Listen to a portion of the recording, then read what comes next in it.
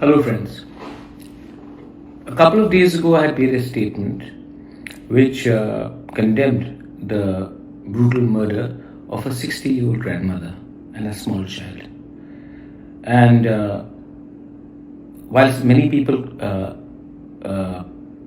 acknowledged that what I had said was right, there were a few people who said, why didn't I condemn the murder and the brutality in which this Mar lady was killed on the 7th of November. Well, let me tell you, I said it then and I'm saying it again, just to set the record straight. I condemned the murder of the Mar school teacher who was brutally murdered on the 7th of November as well.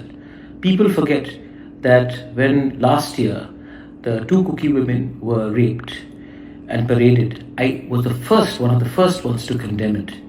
People say that today, because I'm in alliance with some political party, I have to keep quiet. No, I don't need to keep quiet. I've said it then, I'm saying it now.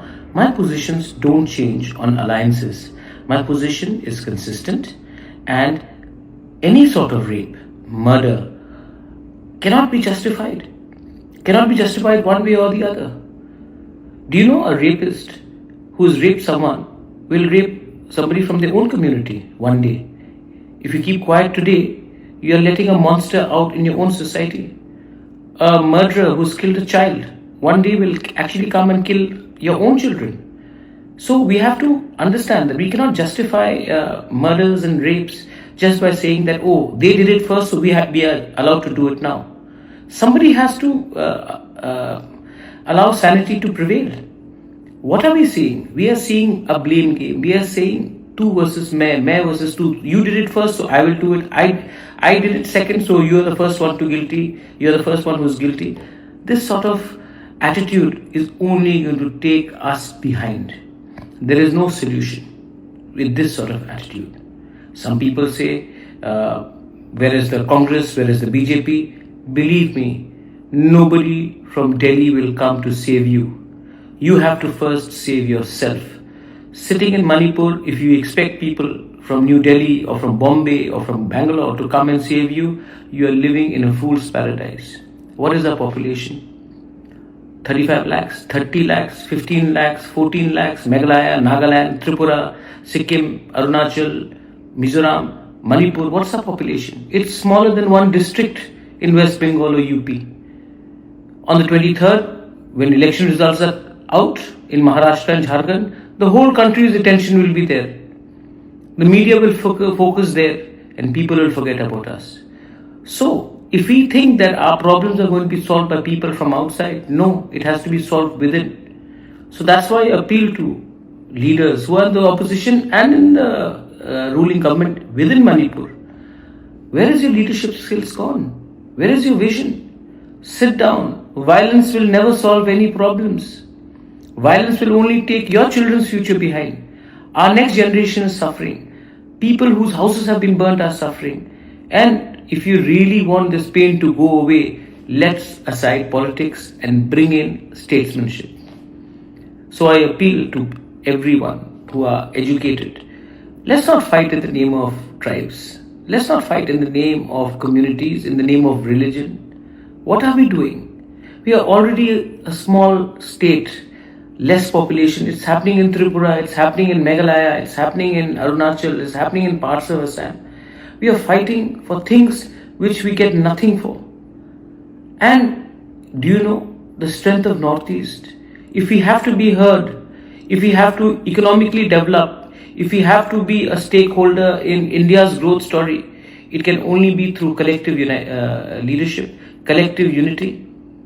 When people attack us in Delhi or Bangalore or parts of Hyderabad, calling us names, do they know that they are attacking a Naga or a Kuki or a Tripuri or a Khasi or a Garo or a Maitai? They attack us as Northeasterners, on our looks, on our food habits. And yet today, while they think that we are similar, we in our own minds and hearts are trying to create further division. Who has created this divide? A few foolish political leaders. Because of their leadership, will we kill each other's family? Will we attack people who were once your friends? So please don't allow them to succeed. And I urge and pray to everyone that when people like us, we we try to come out with support. We are bulldozed by saying, why are you speaking for a Meitei?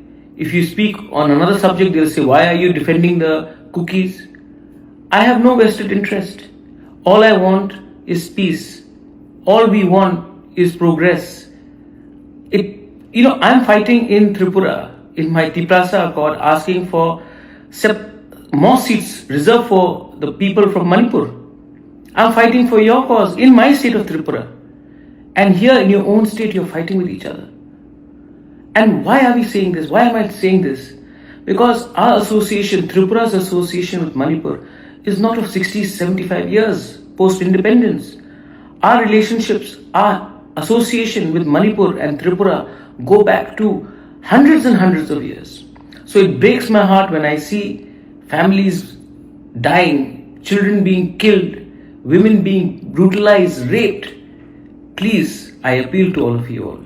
There are some very intelligent, wise thinking people in your state, but their voices are being scuttled because they are scared of speaking out for being called a sellout in their own community.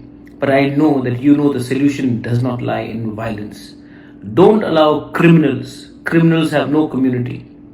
Don't allow criminals to become leaders and spokesperson for your community, because these criminals will one day come back and brutalize us. Today they are justifying the violence. Tomorrow, once they are established, they will come and kill their own. My only appeal to all of you all is, let there be peace, and I wish everyone that sanity prevails in your state of Manipur. I want a prosperous Northeast, a prosperous Manipur, a prosperous India, and that can only happen with humanity and peace and positivity. Thank you.